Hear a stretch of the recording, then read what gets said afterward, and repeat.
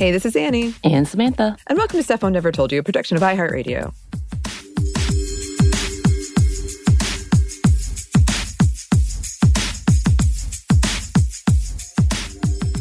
And it's time for another Female First, which means we are once again thrilled to be joined by the one, the only, the amazing Yves. Welcome, Yves. Yay. Thank you. I feel like I'm stepping into a circus, or something very It's the most physically involved. gentle, supportive circus. Yes.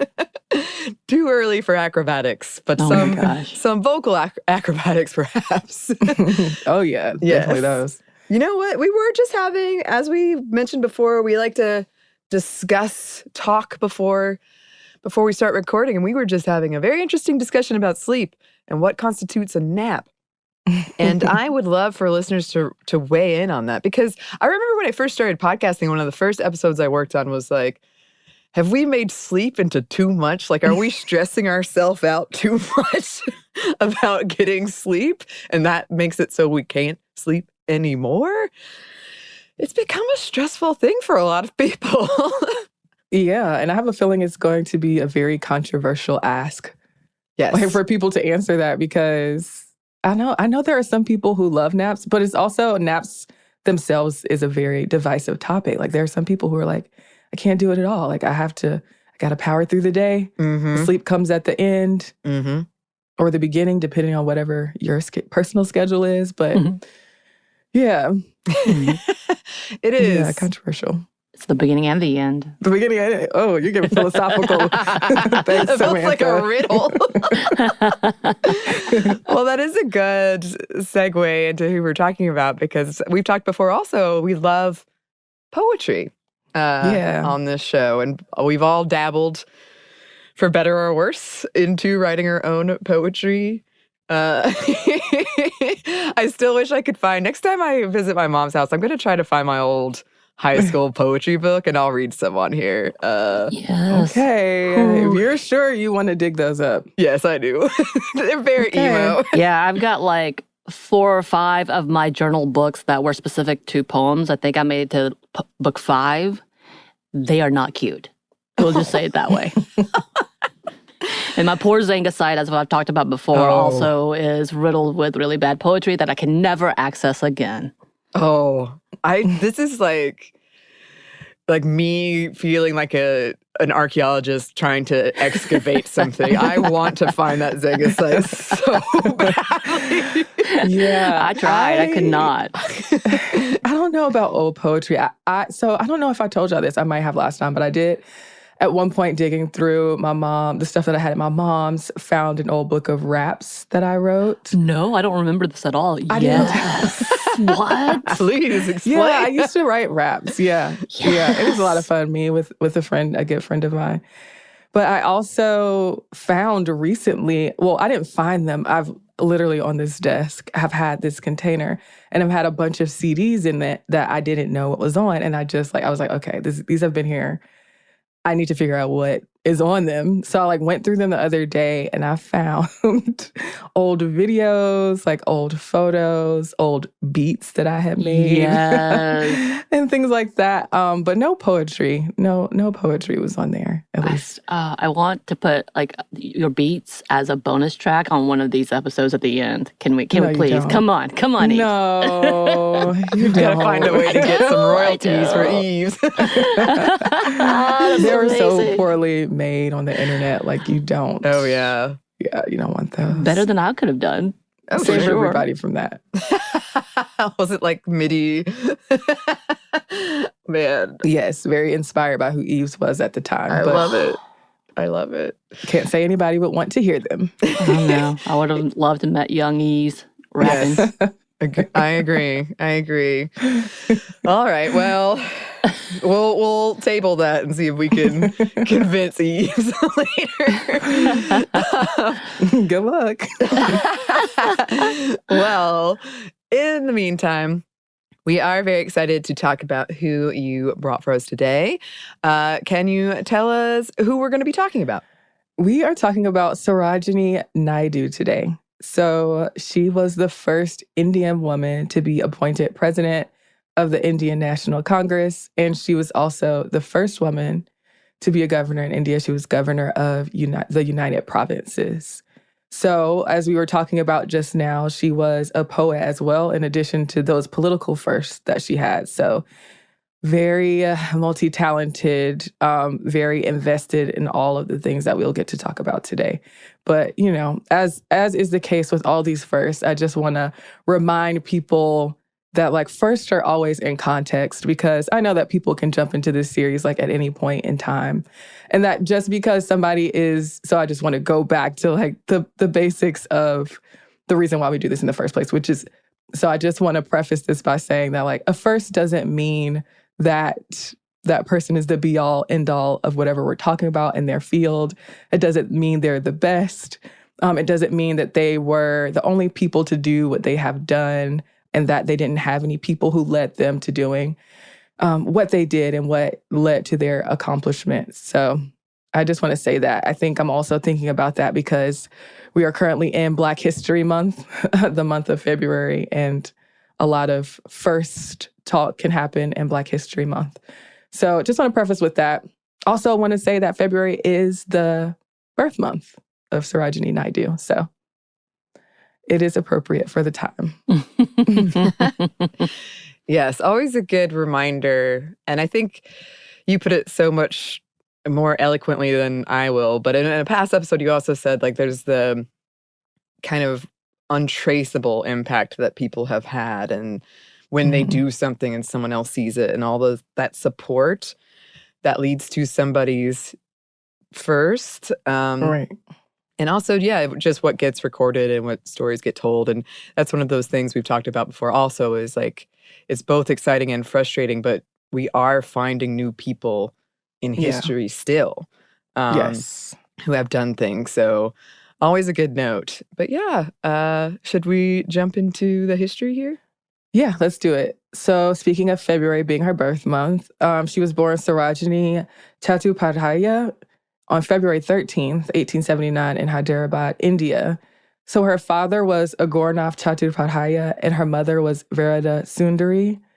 And her father founded the Nizam's College in Hyderabad and was its first principal. And her mother was a poet and a singer. So you can see very clearly where a lot of her influence came from, because there was already involvement in the social and political spheres and also the arts. So her parents were Bengali and Brahmin. She was one of 8 siblings. She had 3 sisters and 4 brothers, although one of her brothers died when he was a child. All of them were multilingual. So Sarojini spoke, understood, and could write multiple languages, including Urdu, Telugu, and English. So she was educated at Hyderabad and Madras, and she did really well in school. She even passed her matriculation exam from Madras when she was just 12 years old.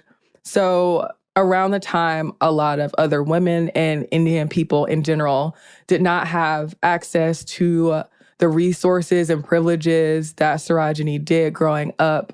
Her education and her ability to travel were a result of her family's status. So we have to keep that in mind as we think about her story and what she had access to be able to do as she was ascending. So she started writing poetry early on. She wrote on her 14th birthday, quote, "My joys are not what joys to childhood seem. Not on unthinking sports my soul was fed, but nursed it was on many a brighter theme, and high ideas formed my radiant dream." So she had already started writing. There's also these images of her when she was younger, already getting into some of her oratory skills. So we'll talk about later on how she was a great orator, but she's talking to her family and things like that, kind of on this pedestal to everyone else and already developing those skills.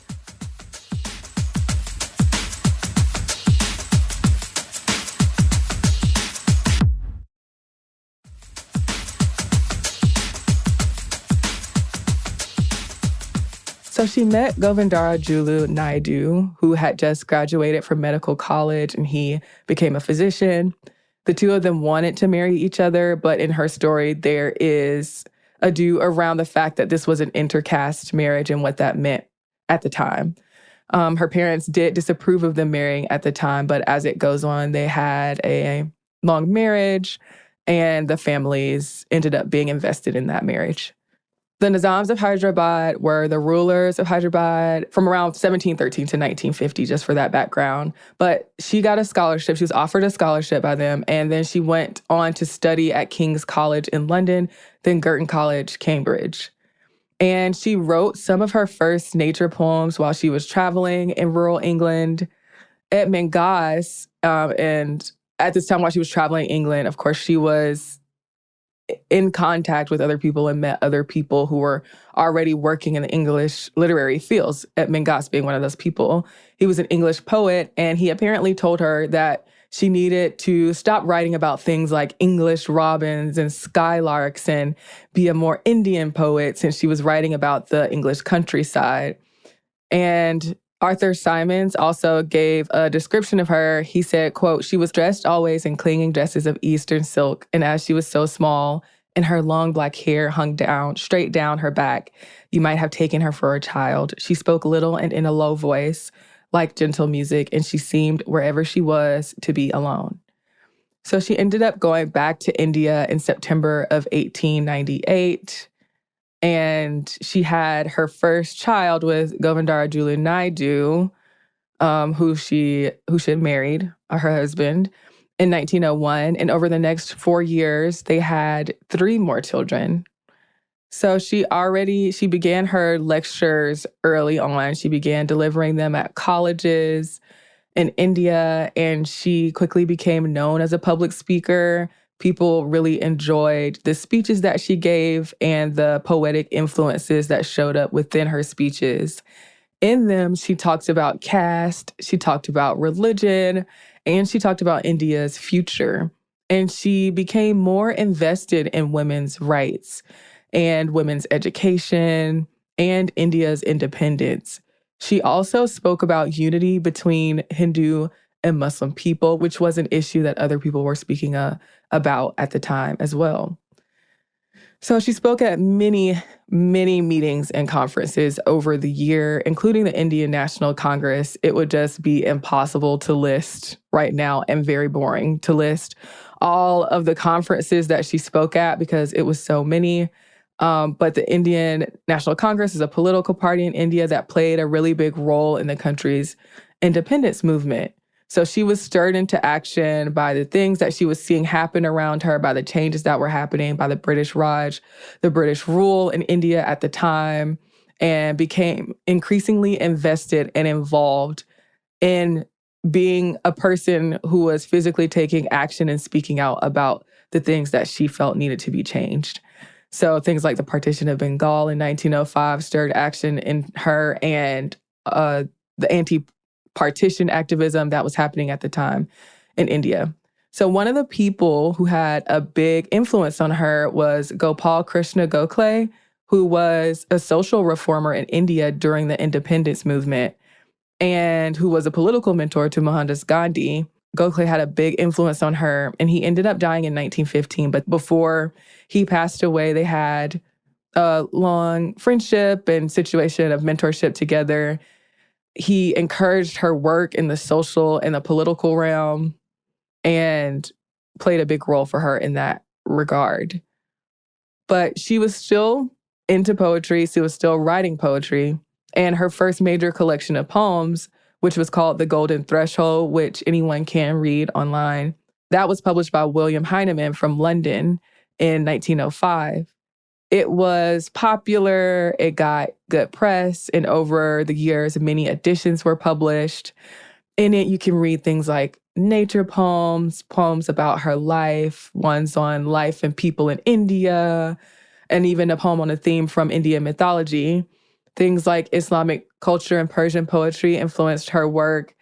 But she did write her poems in English when she was actually writing. Of course, like we talked about earlier, she knew multiple languages, but she chose to write her poems in English, and she was also published in England. This was at a time when there weren't many women in India who were able to study in England, like I said, and also didn't write in English. But in the biography about Sarojini that she wrote, an author named Padmini Sengupta noted that it was Sarojini's fortune that she wrote her poetry in the beginning of the 20th century. The author said that if she would have written in the post-war period, she wouldn't have had as much of an impact in that, quote, sophisticated and cynical atmosphere, with Sarojini's poetry being taken in many ways as very sentimental, as really lyrical, and wouldn't quite fit into that atmosphere. So it really took off at the time when Sarojini was writing it. It was really well received by many people. But as the author of her biography explains, like, that could have been a very fortunate thing, because if she would have written in a different time, then it might not have had that kind of reception. But anyway, so between the years of like 1911 and 1915, when her father died, she spent a lot of time in the city that was then called Calcutta, which is where her father lived. And between that city and between Hyderabad.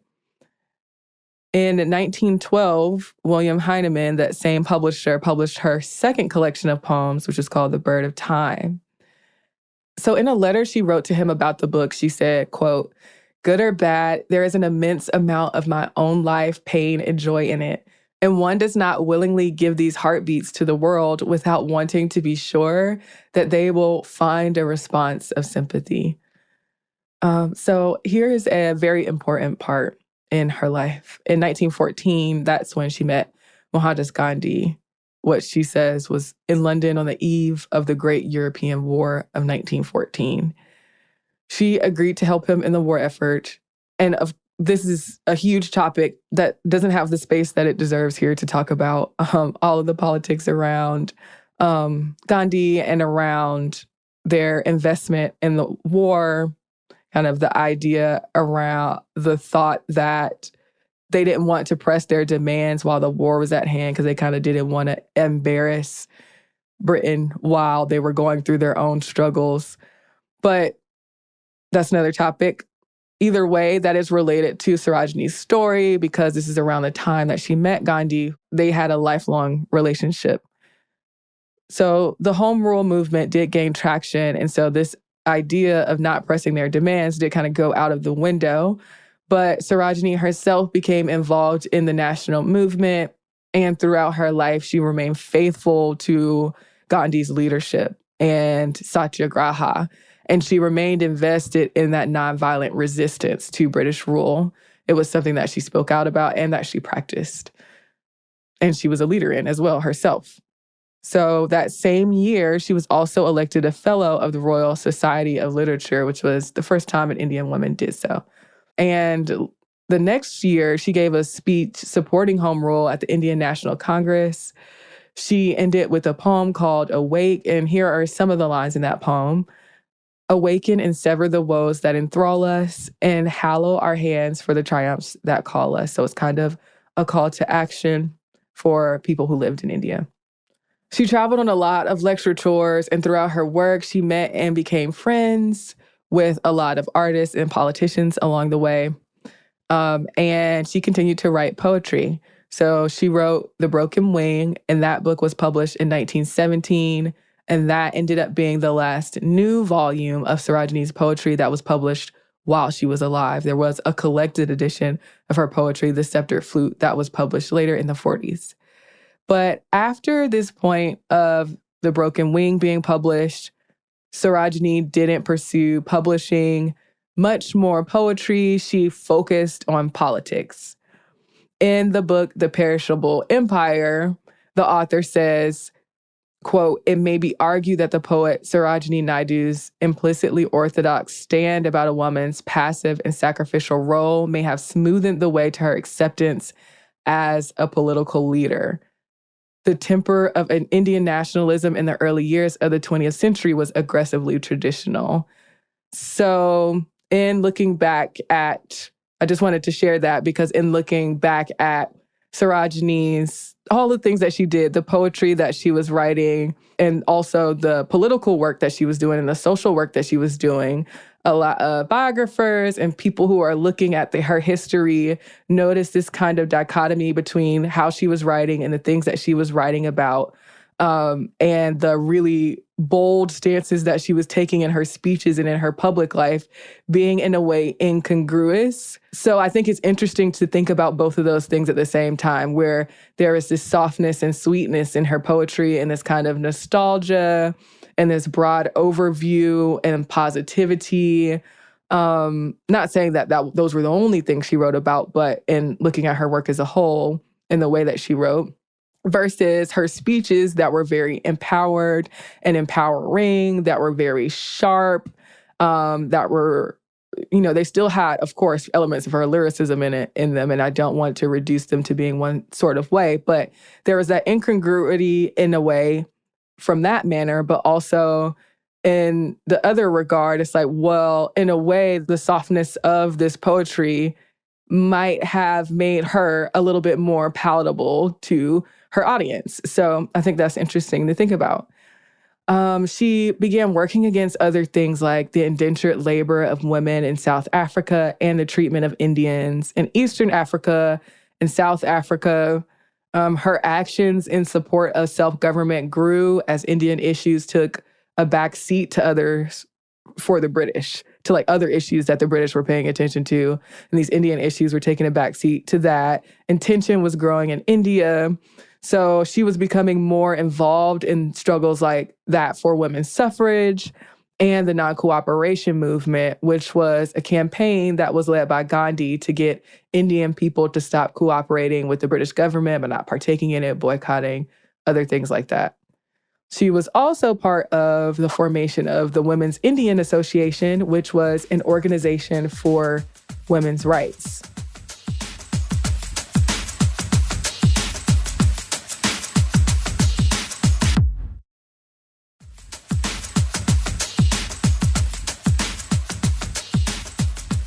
In 1925, this is when another of her firsts comes into play.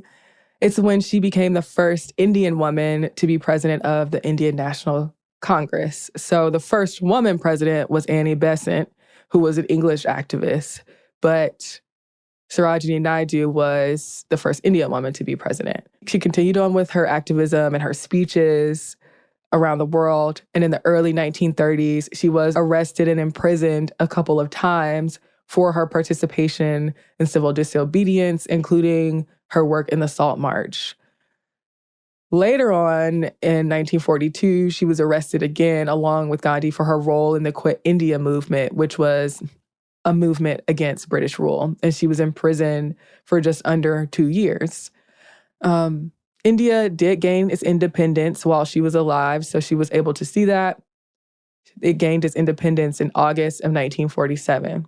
And that was the year, right after that point, when Sarojini Naidu became the first governor of the state of the United Provinces, which is Uttar Pradesh today, making her the first woman to become a governor of a state there. And she was sworn in on August 15th. She got this title of the Nightingale of India from her poetry. And yes, so she did get a lot of recognition during her time. She died on March 2nd, 1949 in India. And The Feathers of the Dawn, a collection of her poetry, was published posthumously. So there's been a lot of commentary about her work after and then, and the way that people felt about it, and how her relatively conservative poetry was in opposition to her statements when she was giving speeches. But in the biography we talked about earlier, the author, Sengupta, says in the biography, quote, Sarojini's poetic effusions can scarcely be said to reflect her real views on life. So there was, of course, all the talk of her being a spokesperson for India or representation of India for the Western world. And her poetry was also criticized for being too romantic and sentimental and kind of viewing India's past through rose-colored glasses. But as a whole, Sarojini's work in the political sphere and the poetry that she wrote, I think is really interesting how those things had to be taken together in looking at the work that she did.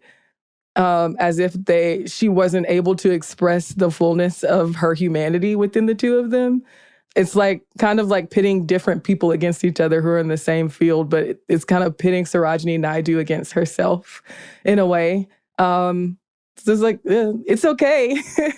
It's okay, if you're one way in your art and you're another way in your life. I feel like that's a really good thing that I'm reminded of when I'm looking at her legacy, that when we're creating art, it doesn't always necessarily mean that we are speaking our own views the whole time anyway, but it also doesn't mean that we can't represent different parts of our character in different spaces that we move within in our lives. But she was recognized during her lifetime and after her lifetime. Her home in Hyderabad, which was known as the Golden Threshold, was at one point turned into a hotel. It's now part of the University of Hyderabad. And her birthday, February 13th, did become a National Women's Day in India. So that is the story of Sarojini Naidu. It is long.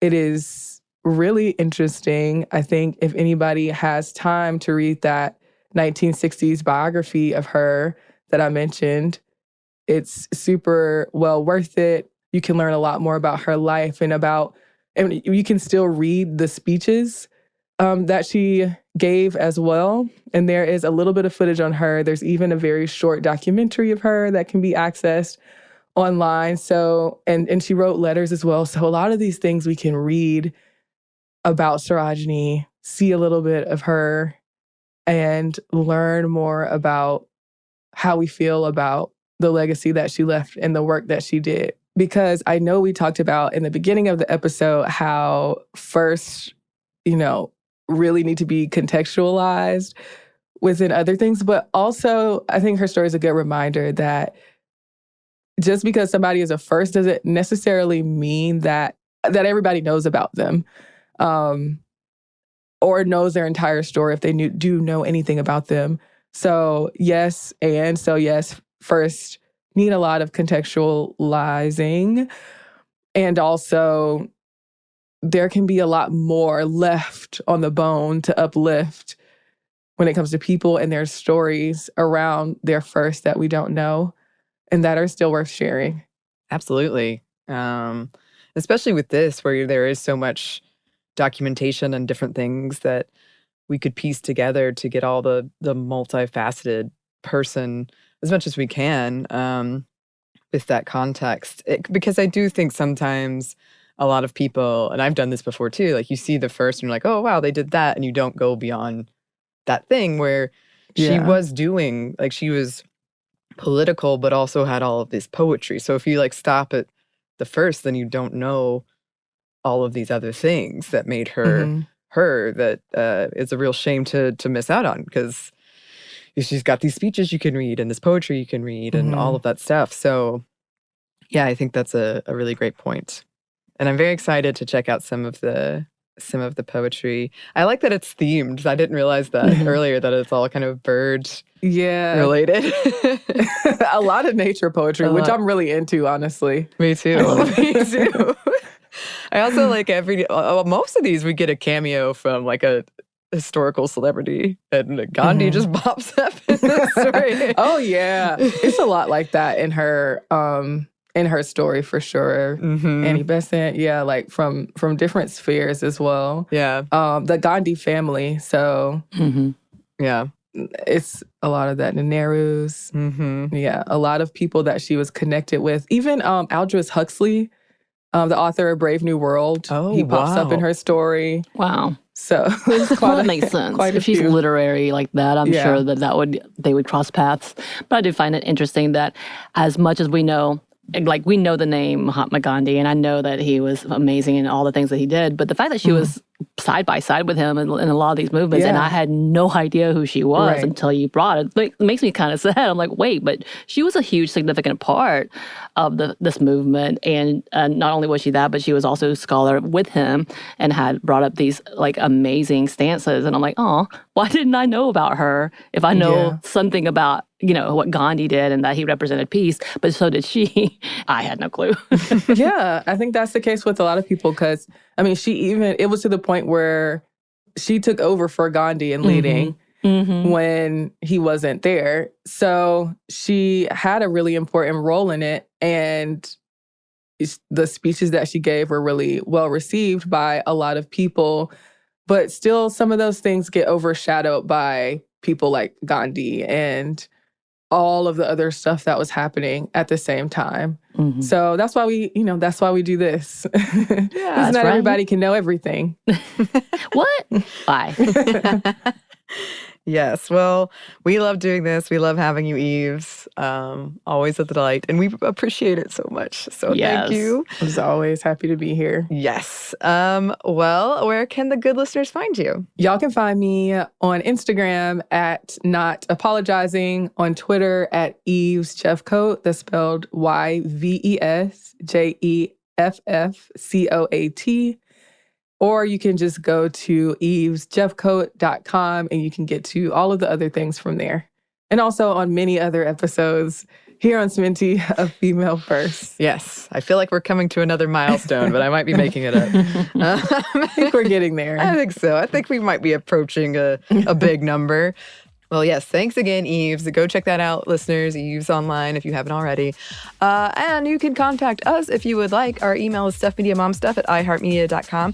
You can find us on Twitter at momstuffpodcast or on Instagram and TikTok at Stuff I've Never Told You. Thanks, as always, to our super producer, Christina. Thank you. And thanks to you for listening. Stuff I've Never Told You is a production of iHeartRadio. For more podcasts from iHeartRadio, you can check out the iHeartRadio app, Apple Podcasts, or wherever you listen to your favorite shows.